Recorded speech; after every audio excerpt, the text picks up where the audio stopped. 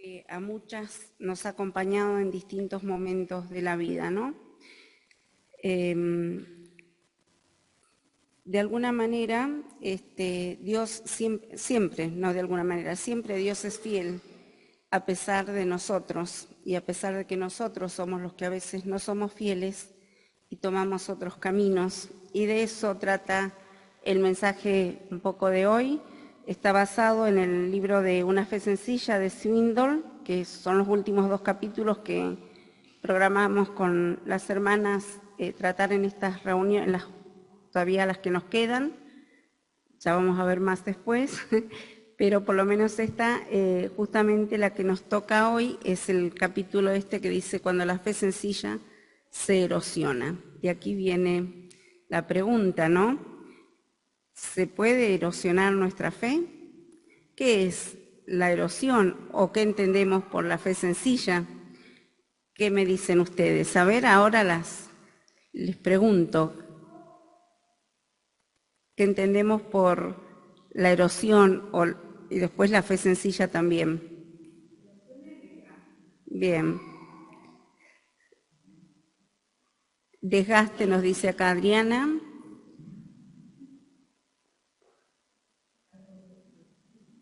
Algo que se esfuma. Es como un torbellino de ideas, ¿vieron? Todas opinamos y después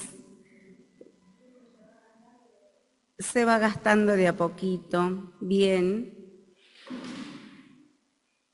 Sí, eso es la erosión. Es un proceso, como bien dijeron todas, de desgaste. Es un proceso lento, ¿sí? Es como yo pensaba, ¿no? Figurativo. Teníamos unas imágenes para traer, que no sé qué pasó con las imágenes, pero bueno, vamos a imaginarnos en nuestra mente. ¿Vieron cuando el mar azota sobre las rocas una y una y una y otra vez? Hasta que la roca se va desgastando y la va partiendo en pedacitos, ¿no? Hasta que después, o a veces se hacen cuevitas o se hacen determinados agujeritos, digamos, o formas, y eso es propio de la erosión, ¿sí? La erosión es de distinto tipo tenemos. En la naturaleza, que es producida también por el clima, por los vientos, por las lluvias, por muchísimas cosas. Y la fe sencilla, porque me dice la fe sencilla, y estuvimos todo el año hablando de la fe, pero la fe sencilla que me está dando una característica, no me está diciendo la fe en general, me dice la fe sencilla. ¿Qué les hace pensar? Una fe que no ha crecido, dice acá Jenny. Bien, ahí va. Eso es la fe sencilla. Es una fe simple, es una fe auténtica, es una fe pura. Es una fe como cuando recién conocemos al Señor, ¿sí? Si bien nos cuesta, después empezamos a crecer, pero cuando uno conoce al Señor, sobre todo si lo aceptamos cuando éramos niños algunos, otros quizás lo han conocido más de grandes y otros quizás no lo conocen y por ahí esta sea la oportunidad, pero es abrazarlo y abrazarlo sin prejuicios, abrazarlo con todo nuestro corazón y tener esa confianza. La fe sencilla es confianza, es realmente confiar plenamente en Él y la fe sencilla emana de un corazón puro, de un corazón auténtico. Y acá, aunque nos extrañe, porque el autor hace mucho hincapié en... Ay, discúlpenme, pero no entendía qué me estaba pasando, no podía leer, no me había cambiado los anteojos. ¿Qué va a pasar? ¿Qué va a hacer? Son gajes de la edad, del momento, no sé, lo que le queramos poner. Si yo les contara, es una semana con mucha oposición y bueno, como suele pasar cuando nos tocan preparar, así que confiamos en el Señor. En el grupo en general hubo muchos problemas. Acá me están poniendo las imágenes de un suelo erosionado. Un suelo cuando se erosiona queda sin vida. No podemos poner más árboles, semillas, nada, porque no va a dar, no va a servir, ¿sí? Queda arruinado totalmente por distintas cosas. Y es un poco una comparación esto también con la vida, ¿no? Y con la vida del creyente. Acá este pasaje fundamentalmente habla sobre el cristiano, que algo, el motivo de Pao está justamente relacionado también al tema que vamos a dar. Así que es la guía que el Señor va dando siempre, ¿no? El pasaje que se toma acá, realmente es algo que nunca se me hubiese ocurrido tomar este pasaje, pero bueno, es el que nos toca y es el que hubo que preparar. Y nos habla vamos a leer luego Mateo 6. Ustedes saben que Mateo 6 habla primero de las bienaventuranzas, que están, obviamente las hemos leído seguramente y es muy bueno estudiarlas, como toda la palabra, pero acá nos va a hablar de otras cosas y de otras cuestiones. Vamos a leer desde el 19 al 24. Voy a comenzar leyendo yo y después si me acompañan ustedes con la lectura, por favor. Dice, no os hagáis tesoros en la tierra, donde la polilla y el orín corrompen, y donde ladrones minan y hurtan. Allá las riquezas. Bien. Aquí comienza el versículo 19 diciendo, no os hagáis tesoros en la tierra, donde la polilla y el orín corrompen, y donde ladrones minan y hurtan, sino haceos tesoros en el cielo, donde ni la polilla ni el orín corrompen, y donde ladrones no minan ni hurtan, porque donde esté vuestro tesoro, allí estará también vuestro corazón. Acá el Señor nos da primero un mandato, no hagáis, ¿sí? Y los mandatos se obedecen, ¿sí? Cuando se nos da un mandato es para que se nos obedezca.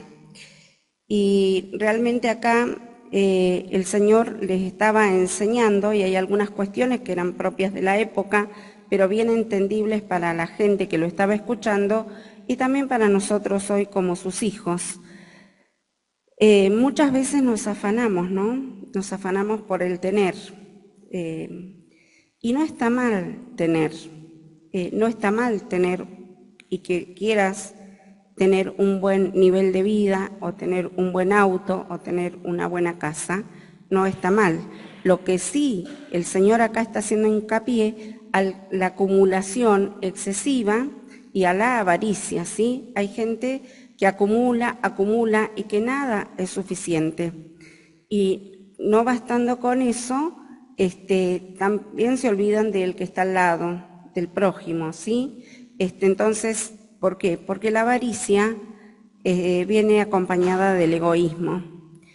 Y estamos viviendo una época en la era del materialismo, donde en muchos lugares y en muchos países del mundo, en estos momentos es lo primero, ¿sí? Es lo que más importa en la vida de las personas, lo que tienen y lo que van acumulando. Y se van olvidando del ser. Y muchas veces los creyentes nos va pasando también a veces esto, ¿no? El Señor no está diciendo no tengan, el Señor está diciendo no amen las riquezas, no sean avaros, no quieran tener y tener. La avaricia es un pecado, obviamente, y como tal, y el egoísmo no debería estar tampoco en el corazón del creyente, pero muchas veces tenemos que reconocer que somos egoístas. Y si nosotros a veces visitamos o vemos, a veces, a mí muchas veces, y más de una vez me han dicho, tendrías que ser un poquito egoísta. Y a veces quizás tengan razón, pero bueno, a mí no me nace muchas veces esto del ser egoísta y quizás a muchos de los creyentes les pase lo mismo. Pero hay que a pensar en el que tenemos al lado. El avaro no piensa en el que tiene al lado, no piensa si el que tiene al lado tiene para comer, si tiene para vestirse, si tiene con qué taparse. No, es él y su mundo. Y allí se mueven. Y generalmente en esa avaricia, van a venir también otras cuestiones, ¿no? Y la fe va siendo erosionada a veces por pequeñas cosas, por sutilezas tan simples como el egoísmo, sutilezas como a veces la envidia, el orgullo, la falta de confiabilidad o también a veces el deseo por el poder, la falta de perdón, que a veces mina tanto nuestras vidas, mina tanto nuestra fe, mina tanto nuestro ser. No está ajeno a esto muchas veces en nuestras vidas y en la vida de muchas veces de la iglesia, ¿no? La mentira, como un creyente miente, y no debería. Pero a veces tristemente nos encontramos que sí, pero justamente estamos viendo que va minando, va erosionando la fe, de a poquito. Es un trabajo lento, ¿sí? Quien le pasa una familia no se desmembra de la noche a la mañana, ¿sí? Nadie piensa a la mañana, bueno, hoy voy a salir a robar. Los que asaltan un banco no lo pensaron cuando se levantaron a la mañana, o cualquiera que roba, lo viene meditando en la mente, ¿sí? Lo vienen pensando de antes. ¿Por qué? Porque el corazón va entrando, van socavando y todas estas sutilezas van haciendo que en la vida del creyente, que no esté como tenga que estar, que más adelante lo vamos a ver, va minando la fe, ¿sí? Va erosionando la fe, la va afectando y de a poquito va menguando. Y muchas veces decimos, ay, si los mensajes que daban era tan hermoso escucharlo. Sí, ay, si la escuchabas orar, vieras cómo oraba. ¿Y ahora dónde está? Muchas veces, dolorosamente nos pasa esto. Con muchos seres queridos, con muchos hermanos amados, que vimos que, bueno, que su fe se erosionó. Y yo al preparar este mensaje pensaba, realmente han venido tantos nombres a mi cabeza y de personas muy queridas, pero bueno, esto nos tiene que llevar a orar por ellos, a que vuelvan a su fe. Ahí como veíamos y escuchábamos la canción hoy, ¿no? Le entregué al Señor todo, le di todo al Señor, pero en algún momento no sé qué pasó y me fugué, me fui. La erosión fue mayor y me fui yendo. Acá el Señor nos va enseñando y vamos a ir viendo por qué otras sutilezas más pueden ir entrando la erosión de la fe, la lámpara del cuerpo. Y el Señor usa acá la anatomía humana que usa el cuerpo, dice. Vamos viendo contrastes, ¿no? Primero nos dice que tesoros en la tierra, tesoros en el cielo, tesoros externos visibles, tesoros internos invisibles. Y después vemos si el ojo es bueno, si el ojo es malo. Dice la lámpara del cuerpo es el ojo. Así que si tu ojo es bueno, todo tu cuerpo estará lleno de luz. Y si nosotros podemos ver y tenemos la bendición de ver, podemos levantarnos a la mañana y ver lo que nos rodea, ver a nuestra familia, ver el jardín, ver las flores, salir, ver el sol, tantas bendiciones que Dios nos da, hermosas, pero ¿qué ve mi ojo siempre? A veces mi ojo no mira lo bueno, y como dice acá la palabra, a veces mi ojo mira lo malo, y allí viene otra vez el minar, como minar me refiero a destruir, ¿no? La fe, a ir socavando la fe. Muchas veces y hoy en día es terrible como está, por ejemplo, la pornografía, que antes era un tema de adultos. Lamentable y tristemente hoy la pornografía infantil es terrible como está. Y nosotros, bueno, las chicas son muchas madres jovencitas, pero velar por esos niñitos hoy y toda la vida, ¿no? Para enseñarles también a ver y a vivir en santidad, porque todo también está ligado a nuestra vida como cristianos y a nuestra santidad. Pero uno muchas veces escucha, si hablas con los jóvenes, con los adolescentes y aún con muchos adultos, donde mirar la pornografía es algo normal. Los desubicados somos son las personas que no la ven, ¿sí? Los anticuados o lo que le quieran llamar. Pero el Señor me dice que yo no lo tengo que hacer, que si mi ojo es puro, y nosotros tenemos como cristianos que buscar tener una mirada de pureza, ¿sí? Una mirada de luz, que nuestros ojos estén llenos de luz y podamos también iluminar la mente de otros. ¿Por qué? Porque a nuestro ojo también entra no solo lo que miramos, también lo que leemos, y allí está ligada nuestra mente, nuestro entendimiento, cómo también nosotros podemos ayudar a otros a veces a comprender, usando nuestros ojos para bien, para el crecimiento, pero también, como les decía antes, todas estas cuestiones, cuando los ojos no son usados con el fin y como cristianos que Dios nos ha dado, la fe se va erosionando, se va muriendo, va decayendo, y vamos viendo, nosotros vemos determinados elementos que podemos mencionar, que no vienen al caso en esta tarde. Y uno se va dando cuenta cuando el hermano, la fe se le está erosionando. Por ahí ese hermano lo que necesita es que nosotros nos acerquemos y podamos preguntarle qué está pasando, por qué no estás viniendo, por qué no te estoy viendo, qué anda pasando. A veces vamos a ser escuchados, podremos ser escuchados o no, pero bueno, poder acompañar y ayudar y que podamos ser luces. ¿Luz dónde? Y donde el Señor nos ha puesto. En primer lugar, la familia. Sí, muchos tienen la bendición de tener un hogar cristiano, otros no.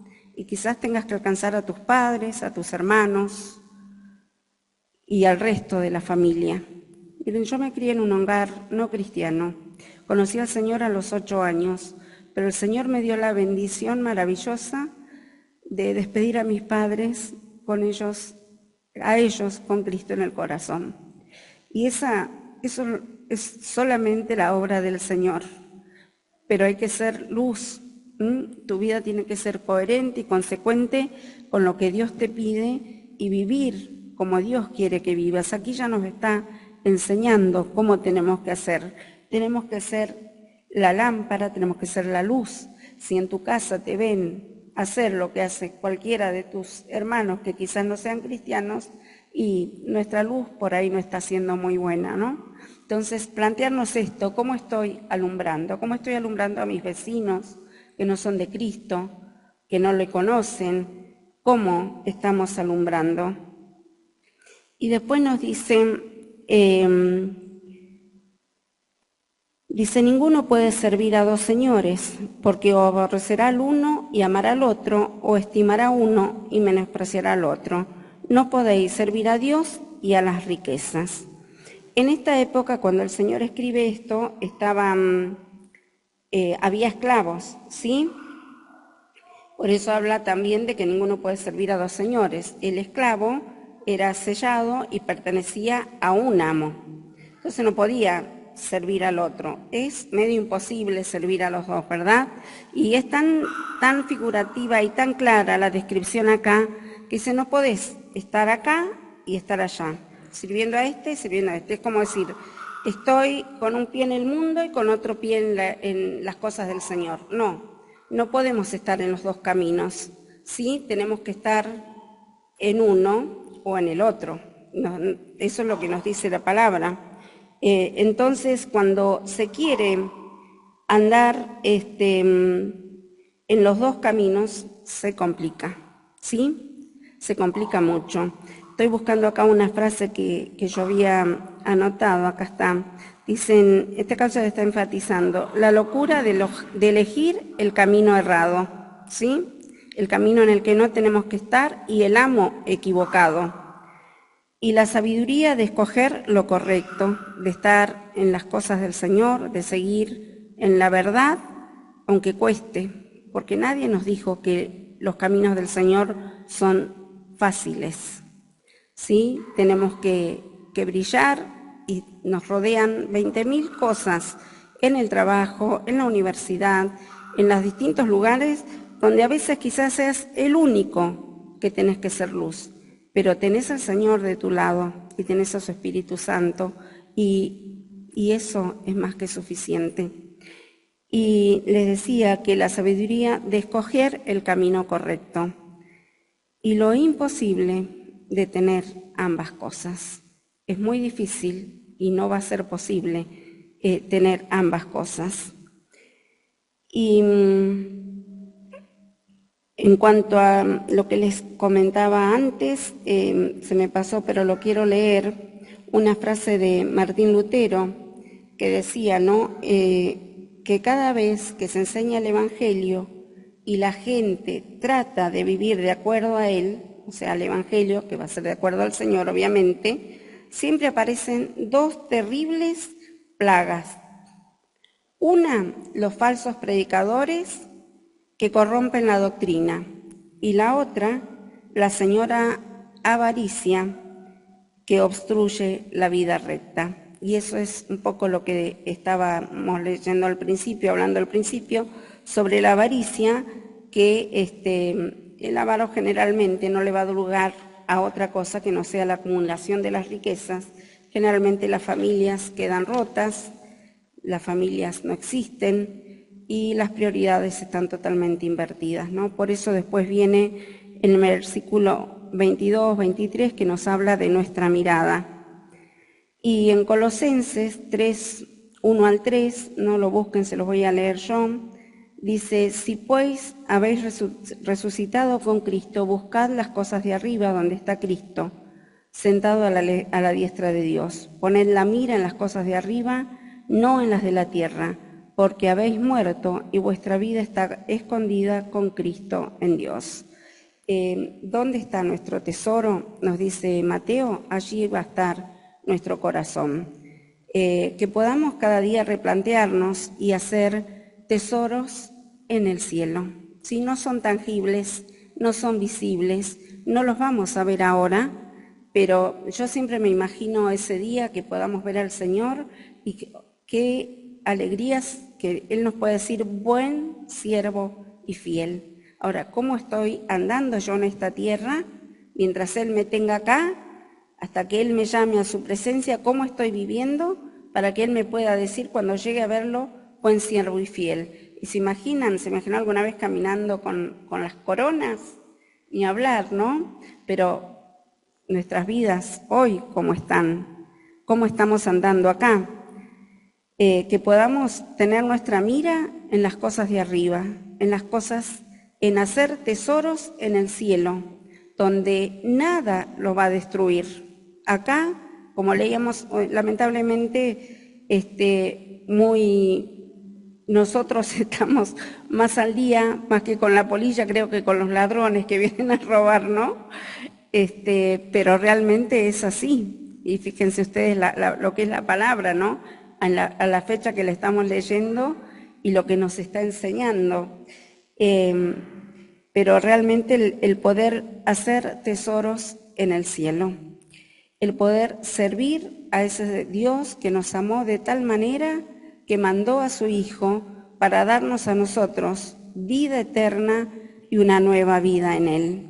No sé si todas, sé que la mayoría tienen esta vida nueva, pero si hay alguna que en esta tarde no anda aún en vida nueva, es el momento indicado, es el momento, Dios te ha traído hasta aquí, para que también puedas replantearte y repensar cómo estás andando, en qué camino estás caminando.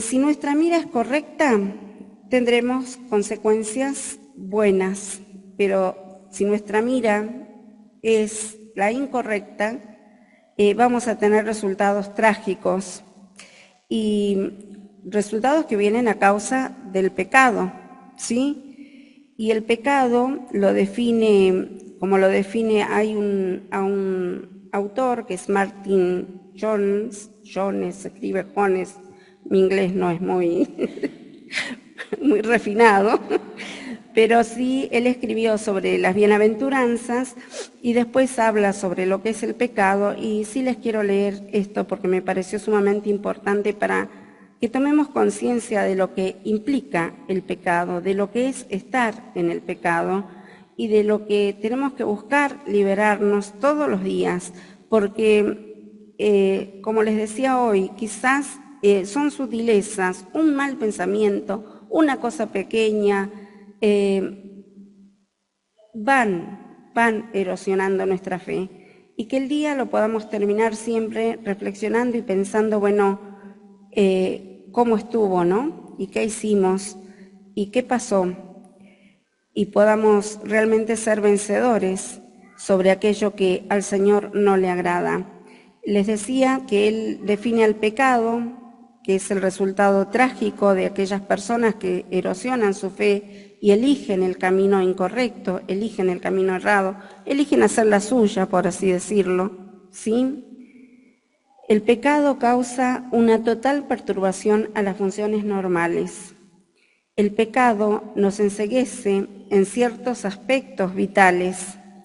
El pecado nos hace esclavo de las cosas que originalmente debían servirnos a nosotros.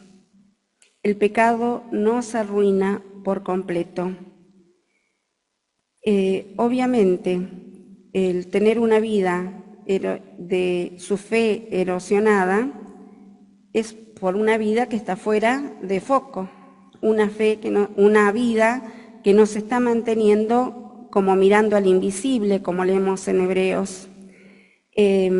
Una vida que quiso quizás guardar muchos secretos y mantenerse de un lado al otro, pero nosotros sabemos que ante el Señor no hay secretos, que ante Él, como nos dice Hebreos, están todas las cosas descubiertas, y que ante Él un día vamos a tener que dar cuentas. Y a veces, bueno, yo a los ancianos los puedo engañar, ¿no? Tengo la reunión, estoy, listo, me voy, pero al Señor no. Al Señor no podemos engañar. Y el pecado va haciendo su trabajo en la vida. ¿Por qué? Porque lo dejaste un día, una cosita, al otro día, bueno, un poquito más, al otro día, un poquito más. Y después estamos en el otro lado del río, ¿no? Y es triste, es muy triste, pero hoy tenemos la oportunidad de reflexionar en esto y de cuidar nuestra fe, de que nuestra fe sencilla, porque tiene que ser una fe auténtica, simple, creer a lo que el Señor nos dice y creer en Él, no se vea erosionada por múltiples cosas, muchísimas. Y también tenemos mantener nuestra mirada y vivir en la verdad. El vivir en la verdad obviamente es la palabra, el vivir en la verdad, el vivir en una vida de comunión permanente con el Señor, nos va a ayudar y nos va a hacer mantener nuestra mente y nuestra mirada clara, nuestro foco puesto donde tiene que estar, en el Señor Jesús y en los caminos que el Señor ha trazado para nosotras. Escuchamos mucho esto del plan de Dios, del diseño de Dios, pero a veces no le dejamos que Él sea el que realmente haga el diseño y yo lo sigo por mi camino. Dios realmente, si aún nos tiene aquí, es con un propósito. Miren, muchas veces nos han pasado 20.000 cosas a muchos y cada uno puede dar fe y contar su testimonio. ¿Y cuántas veces quizás estuvimos al borde de quizás no haber estado más en este plano, en esta tierra? Pero Dios aún nos tiene aquí, y si aún nos tiene aquí es con un propósito, y que podamos vivir una vida de acuerdo a lo que Él quiere para la vida de cada uno de nosotros, que podamos tener una vida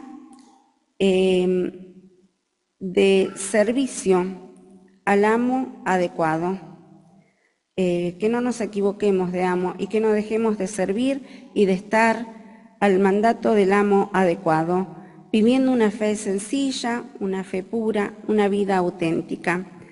Para terminar, quiero compartirles un testimonio de una persona que conoció al Señor, que llegó a ser a un misionero, pero antes de darles más explicación se las leo, se las comparto y ya vamos terminando. Robert Robinson nació en Inglaterra hace más de 200 años. Cuando era niño, su padre murió y su madre, viuda, lo mandó a Londres a aprender un oficio. En esa ciudad enorme, Robert llegó a estar bajo la persuasiva influencia de un poderoso hombre de Dios, el gran predicador metodista Jorge Whitefield. Robinson se convirtió y sintió el llamado al ministerio. De inmediato empezó a estudiar para servir a Cristo toda la vida. A los 25 años fue llamado como pastor de una iglesia bautista en Cambridge, donde llegó a tener éxito. Pero la popularidad fue más de lo que el joven ministro pudo manejar.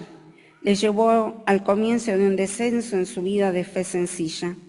Finalmente cayó en la carnalidad. Fue otra de las víctimas de la esclavitud necia del pecado. Al pasar los años, desapareció de la escena y pocos se acordaban de sus primeros tiempos de devoción a Cristo. Años más tarde, estaba viajando en un coche y le tocó sentarse junto a una mujer que leía un libro con evidente placer. Parecía estar interesada especialmente en una página del volumen porque volvía a ella una y otra vez. Finalmente se dirigió a Robinson, que era un perfecto extraño para ella, y le mostró la página. Le señaló un himno que había estado leyendo allí y le preguntó qué pensaba de él. Robinson miró las primeras líneas. Ven de todo bien la fuente, ven, eterno Salvador. Oh, ayúdame a cantarte dignos cantos de loor. Quizás algunos lo sepan. Mi marido lo sabía. Dice, no leyó más. Volviendo la cabeza, trató de distraer la atención de la dama hacia el paisaje, pero ella no iba a cambiar el tema. Insistiendo, le contó de los beneficios que había recibido de las palabras de ese himno y expresó su admiración por su mensaje. Dominado por la emoción, Robinson estalló en lágrimas y dijo, «Señora, yo soy el pobre y desdichado autor de ese himno hace muchos años y daría 1000 mundos si los tuviera para disfrutar de los sentimientos que tenía entonces». Robinson era entonces un hombre mucho mayor y a años luz de su anterior consagración a Cristo. Sus días de fe sencilla se habían erosionado. Es muy irónico que al final del himno parecía haber profetizado su propio curso hacia abajo. A tu gracia cuánto debo, cada día consciente estoy, tu bondad como cadena, llegue a ti mi corazón. Soy dado a vagar, oh Cristo, a alejarme de mi Dios. Ten mi corazón y enciérralo hasta el día de redención. Robert Robinson murió poco después a la prematura edad de 55 años, víctima de la seducción de una lealtad a lo inferior. Fuerte, muy fuerte, pero que nuestra lealtad pueda estar puesta en el Señor. Las que son jovencitas, que cuando lleguen a ser abuelitas, el Señor las pueda ver también en la misma fe que hoy están abrazando y con la misma lealtad y fidelidad a aquel amo que nunca nos falla, porque nunca nos deja y nos compró a un gran precio, que fue su sangre. El Señor nos ayude, hermanas, a poder vivir una vida de fe auténtica y guiadas cada día y buscando hacer lo que el Señor quiere hasta el día que Él nos llame. El Señor les bendiga.